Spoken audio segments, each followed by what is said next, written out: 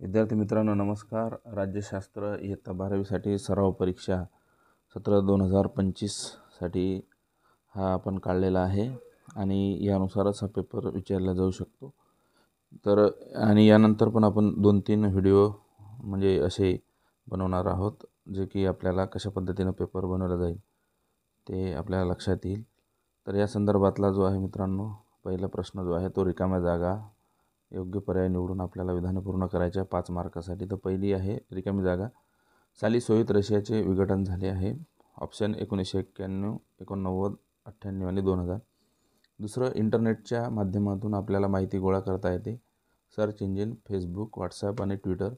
तिसरी आहे रिकामी जागा. या वर्षानंतर महिला सक्षमीकरण ही एक महत्त्वाची संकल्पना आणि तत्त्वप्रणाली मानली जाऊ लागली. तर 1960, 65, 70 आणि 75. चौथा आहे दहशतवादी संघटना अमूर्त विचारसरणीने प्रेरित झालेल्या असतात. लोकशाही, धार्मिक, समाजवादी आणि उदारमतवादी.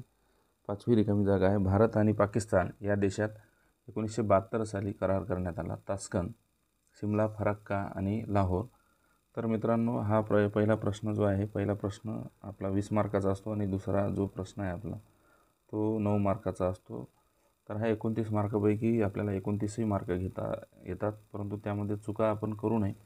तर त्यानंतर चुका कशा होतात ते आपण या व्हिडिओमध्ये सांगणार आहोत, म्हणून व्हिडिओ आपण पूर्ण बघा.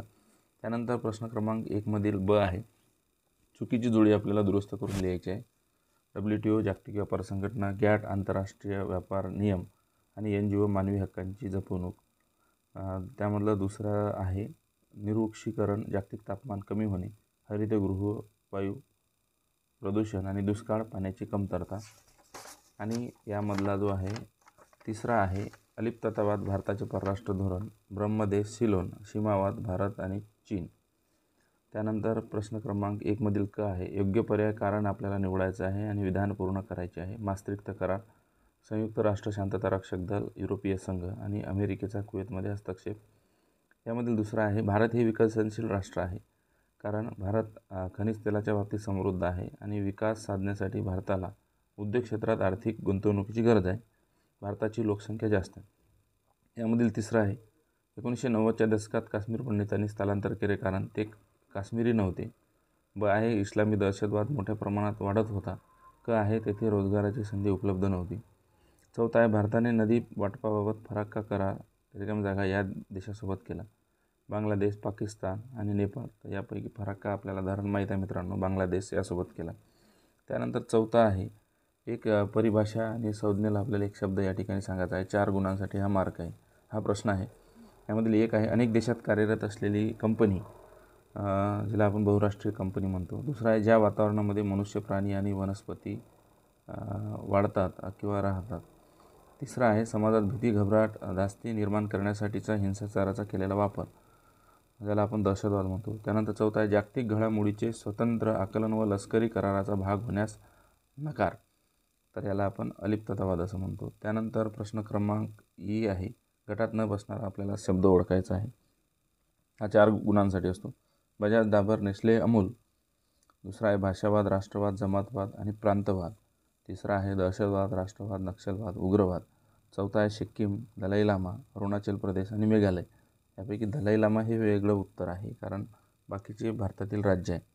तर अशा पद्धतीनं हा प्रश्न आपला 20 मार्काचा होतो. आणि जो मित्रांनो दुसरा प्रश्न आहे आणि खास करून तिसऱ्या प्रश्नामध्ये आपल्याला काय काळजी घ्यायची आहे दुसऱ्या आणि तिसऱ्या, ते मी तुम्हाला या माध्यमातून समजावून सांगणार आहे. आपल्याला एक पुढील संकल्पना चित्र जे आहे ते दिलेलं आहे. राष्ट्रीय एकात्मतेची मूल्ये आपल्याला 4 लिहायचे आहे आणि 4 गुण असतात. आणि खाली आपल्याला एक नकाशा दिलेला असतो, जो प्रश्न क्रमांक 2 मधील ब असतो.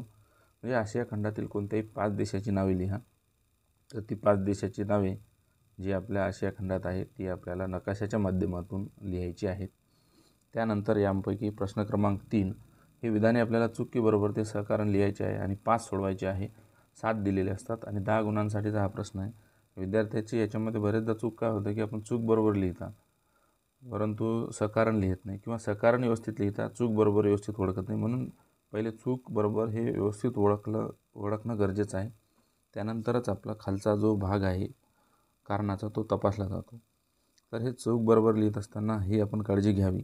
हे आपण 7 दिलेले आहेत बघा कोणते आहेत. दक्षिण आशियातील व्यापारासाठी सार्क महत्त्वाचे आहे, बरोबर आहे.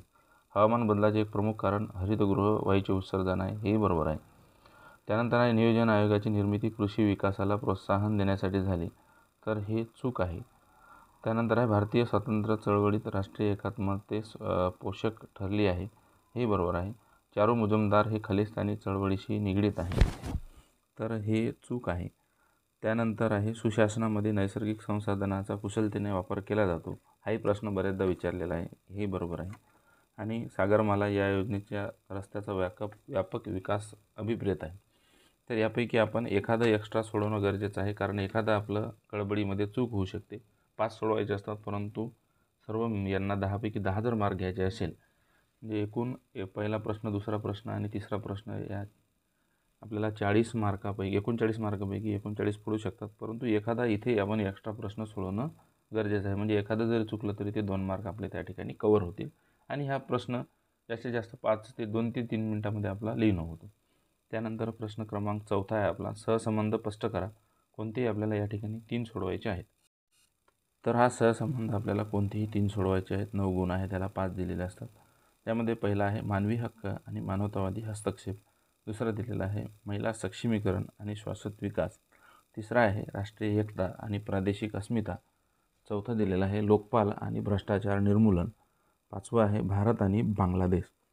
त्यानंतर प्रश्न क्रमांक 5 आहे स्वमत लिहा. एकूण आपल्याला 3 सोडवायचे आहेत. आणि पहिला आहे यामधील शांतता रक्षण हे संयुक्त राष्ट्राचे प्रमुख कार्य आहे. दुसरा आहे जागतिकीकरणामुळे ग्राहकांना दर्जेदार वस्तू व सेवा मिळतात. तिसरा आहे प्रदूषण रोखण्यासाठी प्रभावी उपाययोजनेची गरज आहे. चौथा आहे राष्ट्राच्या प्रगतीसाठी शांतता व स्थैर्य याची गरज आहे. 5वं आहे ही प्रशासनाला जनतेच्या जवळ आणले आहे. तर यापैकी आपल्याला स्वमत जे आहे मित्रांनो, तर ते 60 ते 70% आपण पुस्तकातलं लिहावं. बाकी 30% आपल्या मनाने आपल्याला जे वाटतं आहे तर ते या ठिकाणी आपण लिहू शकता, कारण प्रत्येकाचं मत हे या संदर्भात वेगळं असू शकते. त्यानंतर आहे पुढील प्रश्नाची आपल्याला प्रश्न क्रमांक 6 आहे. 80 ते 100 शब्दात उत्तर लिहायचे आहेत आणि 2 सोडवायचे आहेत. या ठिकाणी 4 दिलेली असतात. पहिला आहे महिला सक्षमीकरण म्हणजे काय ते सांगून त्यासाठी करण्यात आलेल्या उपाययोजना आपल्याला लिहायच्या. दुसरा आहे भारतातील डाव्यांचा उग्रवाद म्हणजे काय. तिसरा प्रश्न आहे समाजातील विविध घटकांचे हक्क सुरक्षित करणाऱ्या भारतातील विविध संस्था आपल्याला स्पष्ट करायच्या आहेत. चौथा आहे भारताच्या परराष्ट्र धोरणाची मूलभूत तत्त्वे स्पष्ट करा. आणि मित्रांनो सर्वात महत्त्वाचा प्रश्न आपला 7वा आहे. दिलेल्या मुद्द्याच्या आधारे आपल्याला प्रश्नांचे 150 ते 200 शब्दात उत्तर लिहायचे आहे. 2 प्रश्न आपल्याला दिलेले असतात आणि मुद्दे पण दिलेले आहेत. त्यापैकी आपल्याला कुठलाही एक प्रश्न जो आहे जो चांगला आहे तो सोडवायचा आहे. पहिला आहे प्रश्न आपला जागतिकीकरणाच्या संदर्भात राजकीय घटकावर लक्ष केंद्रित करणारे पुढील मुद्दे आपल्याला स्पष्ट करायचे आहेत. मुद्दे आहेत आपले 5 दिलेले आहेत. एका मुद्द्याला आपल्याला 2 मार्क आहेत. पहिला मुद्दा आहे आपला जागतिकीकरण. दुसरा आहे लोकशाहीचे महत्त्व. तिसरा आहे राज्याचे स्थान. चौथा आहे बिगर राजकीय घटक. आणि ई आहे मानवी हक्क. तर यामध्ये आपल्याला उदाहरणासहित आणि थोडं या प्रश्नामध्ये जर आपण संकल्पना लिहिली म्हणजे प्रस्तावना, ती छान होईल. आणि 2 पेज म्हणजे 4 पेज म्हणू आपण त्याला, तर 4 पेज हा प्रश्न लिहिणं अपेक्षित आहे. त्यानंतर आहे प्रश्न क्रमांक 2 भारताच्या परराष्ट्र धोरणाला प्रभावित करणारे पुढील घटक आपल्याला मुद्द्याच्या आधारे सविस्तर लिहायचे आहे. पहिला आहे भौगोलिक घटक. दुसरा आहे ऐतिहासिक घटक. क आहे आर्थिक घटक. ड आहे राजकीय घटक. आणि मग ई आहे आंतरराष्ट्रीय व्यवस्था. तर यापैकी अशा पद्धतीनं आपल्याला हा प्रश्न सोडवायचा आहे. आणि लक्षात काय ठेवायचं आहे, प्रश्न क्रमांक 1 ते 3 यापैकी आपल्याला 39 पैकी शांततेनं आपल्याला सोडवायचा आहे. 39 पैकी 39ही मार्क प्रश्न क्रमांक 1 ते 3 आपल्याला पडतात. प्रश्न क्रमांक 1 हा 20 मार्क, 2 हा 9 मार्क आणि 3 हा 10 मार्क. तर ही काळजी आपल्याला घ्यायची आहे. तर भेटूया पुढील व्हिडिओमध्ये. व्हिडिओ आवडल्यास चॅनलला लाईक, सबस्क्राईब आणि शेअर करायला विसरू नका. धन्यवाद.